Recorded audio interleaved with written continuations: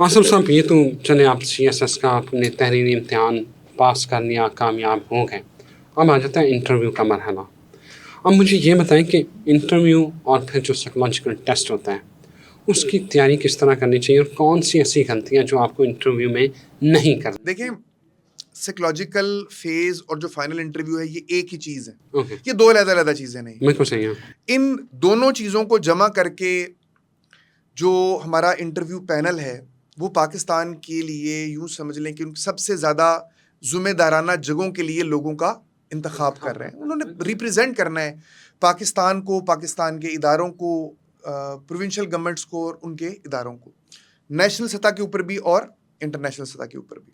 अच्छा, अब इसके लिए क्या तैयारी करनी चाहिए? उससे ज़्यादा आसान वे हमारे लिए ये है कि हम ये देखें कि उन्हें बंदा चाहिए कैसा। अगर हमें ये पता चल जाएगा ना कि वो कैसा बंदा चाह रहे हैं, तो ऑटोमेटिकली हमें पता चल जाएगा कि हमने इसके लिए तैयारी करनी है तो हम कहाँ से करेंगे। देखिए, उन्हें ऐसा बंदा चाहिए जिसके सबसे पहले ये कि कॉन्फिडेंस लेवल जिसका है वो मुनासिब हो, अच्छा हो। भाई, कोई ऐसा बंदा जो मुश्किल सूरत हाल में घबरा जाए, क्या वो इस काबिल होगा कि उसको कि पाकिस्तान की एक जिम्मेदाराना पोस्ट जो है वो दे दी जाए? नहीं होगा ऑब्वियसली। तो सबसे पहली चीज़ जो चेक की जाती है दैट इज़ कॉन्फिडेंस, कि कोई बंदा चार बंदों के सामने बैठा हुआ कितना एतमाद के साथ जो वो बात कर सकता है। दूसरे नंबर पे उसकी कम्युनिकेशन स्किल्स क्या हैं, बात पास होना और उस बात को अच्छे तरीके से मौसर अंदाज से कन्वे कर सकना दो अलहदा चीज़ें हैं। कितना नॉलेज है, एनालिसिस करने की कितनी अच्छी काबिलियत है, वो रिटन में चेक हो चुकी होती हैं।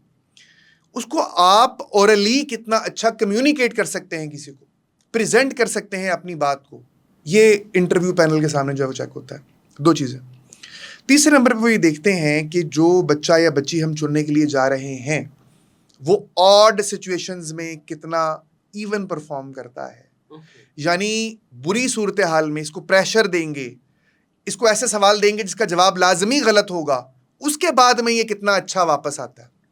इंटरव्यू का एक बड़ा जरूरी पहलू ये रखा जाता है कि कुछ सवाल ऐसे हों जिसका जवाब किसी को नहीं आना। ऐसे सवाल रखे जाते हैं डेलिबरेटली, कितने मुश्किल हो कि इसका जवाब ना हो। फिर देखा जाता है कि जब आपके 2 3 4 5 सवाल 3-4 बाउंसर पड़ गए, तो उसके बाद में जब अगला कम बैक कैसे करेगा, जब फुल टास आएगी तो क्या उस फुल टास को भी उसी प्रेशर में बंदा मिस तो नहीं कर जाता। ये चीज़ जो है वो चेक की जाती है लाजमी तौर पर। अच्छा, फिर उसके बाद में उसकी शख्सियत कैसा, देखने में कैसा लग रहा है, उसे वाइब्स जो हैं वो कैसी आ रही हैं, ये चेक किया जाता है। फिर ये देखा जाता है और पैनल इसके ऊपर बड़ा कोशिश करता है कि क्या इस एस्पायरेंट के जो हमारे सामने बैठा है कोई पर्सनल बायसेस तो नहीं है। वो बायसेस मज़हब की बुनियाद के ऊपर भी हो सकते हैं, वो इलाकायत की बुनियाद के ऊपर भी हो सकते हैं, वो जेंडर की बुनियाद के ऊपर भी हो सकते हैं। क्या ये बंदा बिल्कुल नैरो माइंडेड होके चीज़ों को तो नहीं देखता? क्या ये बंदा इस काबिल है कि उसका जो दिमाग का कैनवस है वो वसी हो?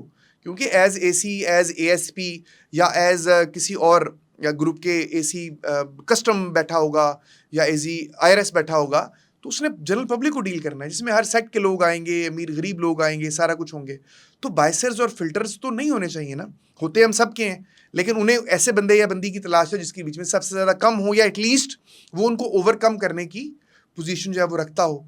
फिर उसके बाद में इंफॉर्मेशन और नॉलेज, ये भी लाजमी तौर पर चेक किया जाता है। ये भी चेक किया जाता है कि कोई बंदा अपनी रिटेन्ड नॉलेज को कितना जल्दी और कितना मौसर अंदाज में इस्तेमाल कर सकता है। मुझे एक बात का पता है, बिल्कुल पता है, लेकिन सडनली सवाल पूछा जाए तो वो बाहर आ जाता है, वो इन्फॉर्मेशन के नहीं आती। ये चीज़ चेक की जाती है। तो ये 5-6-7 चीज़ें हैं जिनको चेक किया जाता है। अब इनके लिए करना क्या है? प्रैक्टिस। सबसे मौसर और आसान तरीका यही है प्रैक्टिस का। जब बच्चे हमसे इंटरव्यू की गाइडलाइन लेते हैं, मैं ये कहता हूँ कि भाई आज के बाद एक तो अपना उर्दू बोलना छोड़ दें। मतलब अगर आपने वहाँ पे बैठ के पैनल के सामने अंग्रेज़ी बोलनी है तो आज से आप अंग्रेज़ी बोलने की प्रैक्टिस शुरू कर दें। हर एक के साथ इंग्लिश बोलें। आपके घर में अगर कोई बच्ची मुलाजमा के तौर पे काम कर रही है या बच्चा मुलाजिम के तौर पे काम कर रहा है, उससे भी अंग्रेज़ी बोलें। उसको अंग्रेज़ी समझ नहीं आती तो फिर उर्दू में ट्रांसलेट करके उसको दे दें, लेकिन एक दफ़ा अंग्रेज़ी ज़रूर बोलें। दूसरे नंबर पर मॉक इंटरव्यूज़ दें, जितने ज़्यादा से ज़्यादा दे सकते हैं। तो मेरे पास जितने भी बच्चे हमारे पास पढ़ते हैं, जब वो पास हो जाते हैं उनको हम खुद भेजते हैं पूरी एकेडमीज के बीच में, इधर उधर उधर उधर।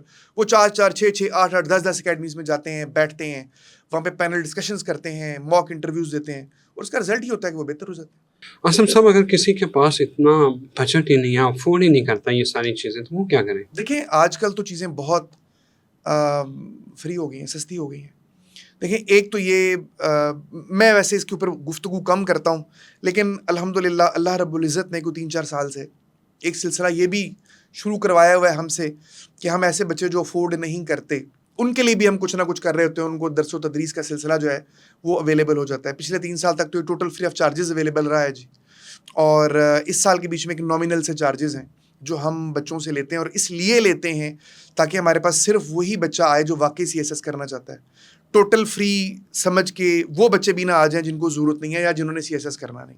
तो एक तो ये हमारा प्लेटफॉर्म भी है जी। ये कासिम अली शाह फाउंडेशन के साथ मिलकर, कासिम भाई के साथ मिलकर, सलमान खान साहब दोस्त हैं उनके साथ मिलकर, इफ्तिखार साहब दोस्त हैं उनके साथ मिलकर, नुमान साहब, कुछ 4-5-6 दोस्त, हम आपस में दोस्ती हैं जी। तो हम मिल मिला के कोई ऐसा काम करने की कोशिश करते हैं। एक तो ये हो गया। दूसरे नंबर पे ये कि इसके अलावा भी बहुत सारी अकेडमीज़ जो हैं वो स्कॉलरशिप देती होंगी, आई एम श्योर, लायक बच्चों को, काबिल बच्चों को, और फ्री ऑफ चार्जेस पढ़ाती होंगी। और तीसरे नंबर पे अवेलेबल है चीज़ें, मटेरियल नेट के ऊपर भी अवेलेबल है। मतलब मेरी बहुत सारी वीडियोस में, मेरा एक अपना चैनल भी है जी यूट्यूब का और फेसबुक का, css.com के नाम से। तो मैं जो चीज़ें मेरे जहन में आती हैं मैं उस पर बात करता हूँ, 2 मिनट, 2.5 मिनट, 3 मिनट की वीडियो, और मैं उस पर लगाने की कोशिश करता हूँ। पर्पस सिर्फ ये है कि जिस बच्ची को कोई रहनुमाई चाहिए उसको यहाँ से मिल जाए। मेरे अलावा भी बहुत सारे लोग ये काम कर रहे हैं, और हर टेक्निकल सब्जेक्ट के ऊपर भी ऑनलाइन चीज़ें पड़ी हुई हैं। मसलन जितने भी सब्जेक्ट हैं सारे ऑनलाइन, कहना कि लेक्चर पड़े हुए मिल जाते हैं। बिल्कुल सही है।